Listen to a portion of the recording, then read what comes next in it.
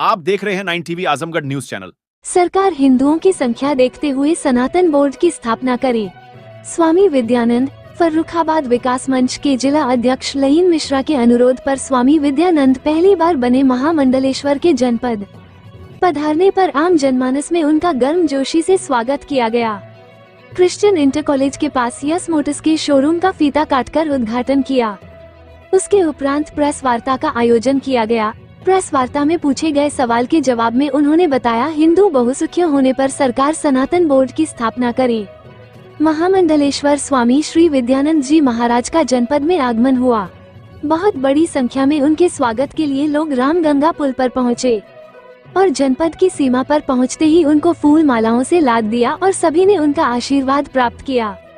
सीमा पर स्वागत करने वालों में प्रमुख रूप से फर्रुखाबाद विकास मंच के जिला अध्यक्ष भैयन मिश्रा, महामंत्री कोमल पांडे, पूर्व छात्र संघ अध्यक्ष दिनेश यादव चुन्ना, प्रधान रामवीर शुक्ला, प्रधान अनूप अग्निहोत्री, सभासद कृष्ण मोहन शर्मा उर्फ नन्हे पंडित, विश्वनाथ राजपूत, शशांक शेखर मिश्रा, महेश अग्निहोत्री बाबू, आशुतोष अग्निहोत्री डब्बू, आलोक मिश्रा, विनय दीक्षित, आकाश गुप्ता, शनि शिवम गुप्ता, विष्णु मिश्रा, मोहित खन्ना, कौशल गुप्ता, मामा पंकज राठौर, सुमित गुप्ता, यश गुप्ता सहित बड़ी संख्या में लोग उपस्थित रहे। उसके बाद जमापुर चौराहा पर पीलीभीत से मेला संत समिति के अध्यक्ष महंत सत्यगिरी महाराज का आगमन हुआ और साथ में महामंडलेश्वर स्वामी श्री विद्यानंद जी महाराज दोनों का भव्य स्वागत जमापुर चौराहे पर किया गया। स्वागत करने वालों में प्रमुख रूप से प्रिंस शुक्ला, आशु अग्निहोत्री, श्यामेंद्र दुबे, नीरज हर्ष तिवारी, बबलू सिंह, महिंद्रा अग्निहोत्री, समर सिंह प्रधान मसेनो, करनी सेवा के जिला अध्यक्ष मंथन सिंह राठौड़, करनी सेवा के जिला महामंत्री प्रदीप सिंह राठौड़, कीर्तिवर्धन सिंह शाहिद बड़ी संख्या में लोगों ने दोनों संतों का भव्य स्वागत किया। तत्पश्चात पांचाल घाट पर व्यापार मंडल पांचाल घाट के अध्यक्ष रामदास गुप्ता के नेतृत्व में सौरभ पांडे, अमित कुशवाहा, शिवम दीक्षित, राजकिशोर दीक्षित, रानू शर्मा, रामगोपाल चौहान, अमित गुप्ता, परशुराम गुप्ता, अनुज तिवारी, गौरव गुप्ता, सौरभ गुप्ता, कुंदन वर्मा, प्रेमचंद सहित बड़ी संख्या में लोगों ने भव्य स्वागत किया।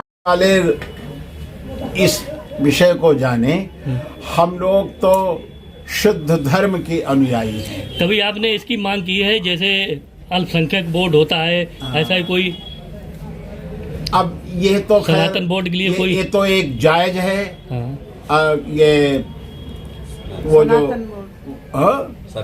सनातन बोर्ड इस तरीके की कोई सरकार से मांग है आपकी या किया है? जी हाँ, जैसे होना चाहिए, क्योंकि बहुसंख्यक जब हमारा हिंदू समाज है तो उसके लिए हमारा सनातन का भी एक ऐसा होना चाहिए जिससे कि सर्वजन हिताय सर्वजन सुखाय की धारा प्रवाहित हो। अभी महाराज जी के साथ एक घटना हो गई थी जी, तो यहाँ पे बहुत राजनीति हुई, दोनों तरफ से मुकदमे हुए। हाँ, तो ऐसी चीजें होनी चाहिए क्या?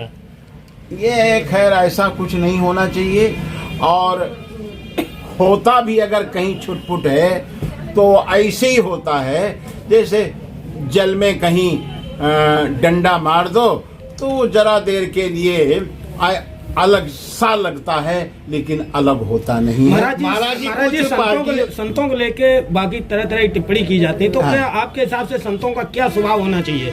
संतों का स्वभाव सरल होना चाहिए और सबके प्रति सद्भावना होनी चाहिए। सर्वजन हिताय सर्वजन सुखाय के ही लिए संत होता है और संत सबका होता है।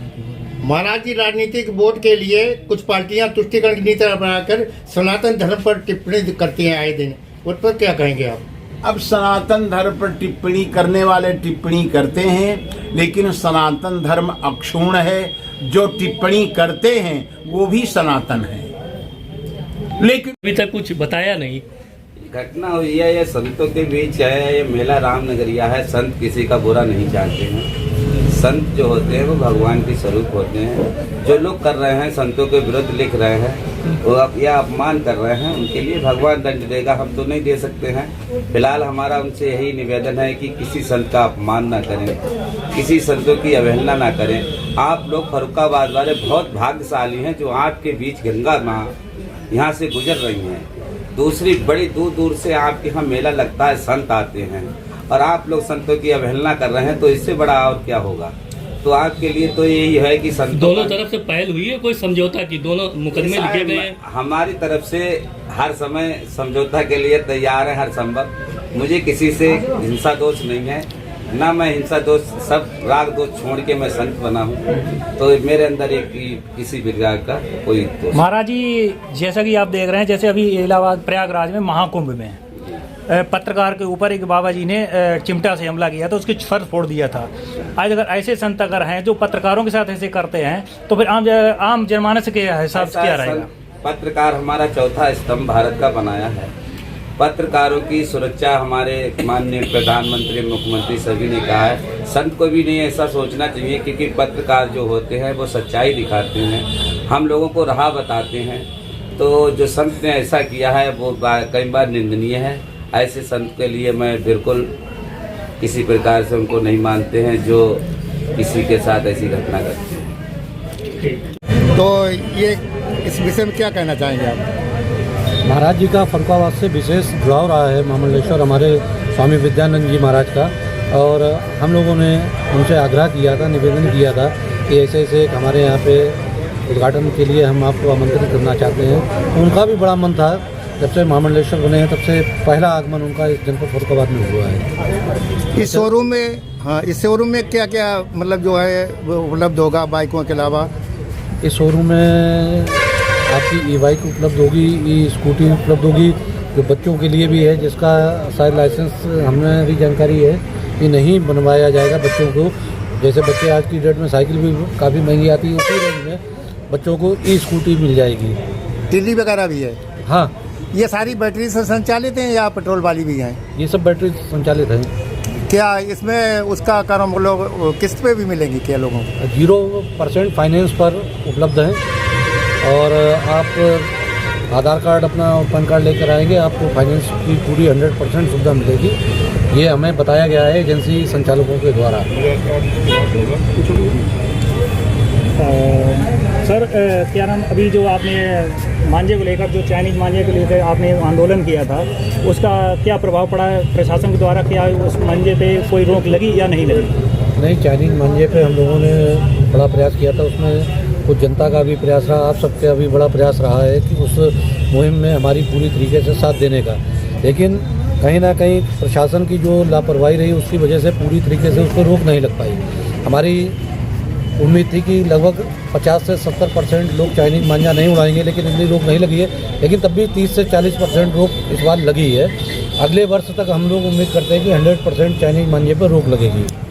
क्या लगता है कि सर, जैसा कि हम इस समय सोशल मीडिया पर देख रहे हैं, अब हाउस टैक्स और वाटर टैक्स की मांग, जो टैक्स जो बढ़े हुए हैं उसके लिए अपनी एक मांग उठा रहे हैं, उसके बारे में आप क्या कहना चाहेंगे? ये आपको बताएं, पूरी फरुखाबाद नगर पालिका की स्थिति ये है कि सर्वे कहीं नहीं हुआ है, किसी भी घर का सर्वे नहीं हुआ है, और नगर पालिका के कर्मचारियों ने नोटिस अनाप शनाप बना के भेज दिया।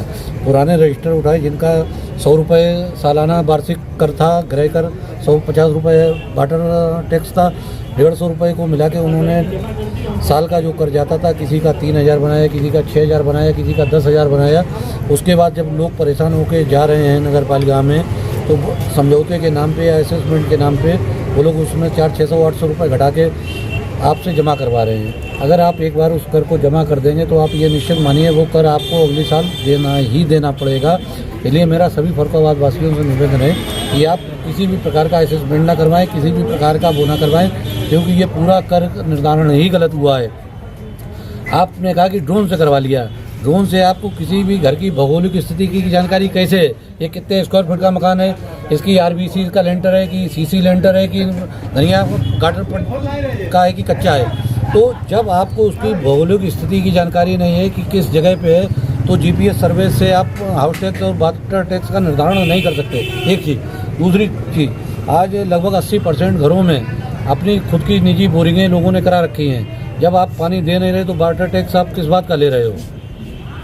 तो आपका कहना है कि डोर टू डोर कर्मचारियों द्वारा सर्वे डोर टू डोर सबसे पहले तो सर्वे होना चाहिए था वाटर टैक्स हाउस टैक्स लगाने से पहले। उसमें अब जैसे आपका घर मान लीजिए 500 स्क्वायर फीट का है, और जो उसकी कर निर्धारण की जो सूची आई है उसके हिसाब से आपका अगर 500 स्क्वायर फीट का घर है तो वर्ष का कर 700 रुपये होना चाहिए अधिक से अधिक, सीसी लैंड। और आपका अगर वो आ रहा है 8,000, 10,000, 12,000, 15,000, तो ये बिल्कुल गलत है। इस कर को जिसने भी बनाया है, हमारी मानना है कि इसमें नगर पालिका की जितने भी बड़े अधिकारी हैं उनकी मिलीभगत है और कहीं ना कहीं इसके पीछे बंदर बाट बहुत बड़ा एक है कि करोड़ों रुपए वसूली लोगों से इस नाम पे की जाएगी कि हम आपका असेसमेंट करवाएंगे, हम आपका जो कर का नोटिस गया है उसको कम करा के जमा करवाएंगे।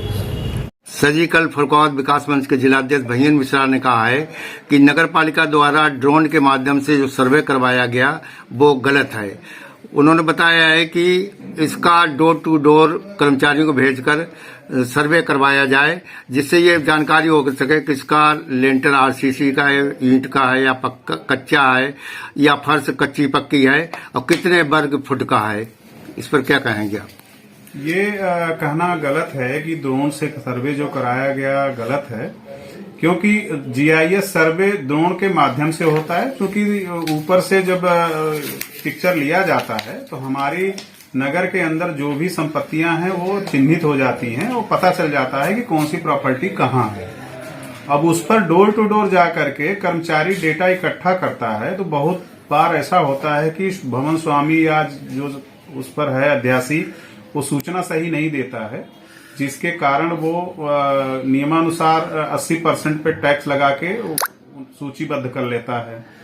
तो सूचीबद्ध जब हुआ था तो इसका हमने विज्ञापन निकाला था कि जिस किसी को आपत्ति है अपनी आपत्ति प्रस्तुत करें। उस समय बहुत सारी आपत्तियां आई थी जिनको हमने समय से निस्तारित किया था। उसके बाद जो है माननीय अध्यक्ष महोदय के सामने रिपोर्ट रखी गई। माननीय अध्यक्ष द्वारा ये निर्देशित किया गया कि इसको ठीक है, जो आपत्तियां आई हैं सुनवाई कर लिया आपने, लेकिन इसको आगे भी जारी रखिए। जो नोटिसें जाएंगी, बिल जाएंगी, अगर किसी को लगता है कि बिल ज्यादा है या हमारा एरिया ज्यादा दिखाया गया है तो वो आ करके सुनवाई की प्रक्रिया के अंतर्गत यहाँ हमारे टैक्स विभाग के अधिकारियों से मिल सकते हैं। कोई परेशानी है तो सीधे मुझसे भी मिल सकते हैं। ये जो है ये एक प्रक्रिया है टैक्स लगाने की। इसमें किसी तरह का दोष से बचने के लिए सुनवाई करने की प्रक्रिया निर्धारित की गई है। तो इसमें ये नहीं कहा जा सकता है कि गलत है। अगर किसी को आपत्ति है तो ऑफिस में आकर के सुनवाई करा सकते हैं। ठीक सर।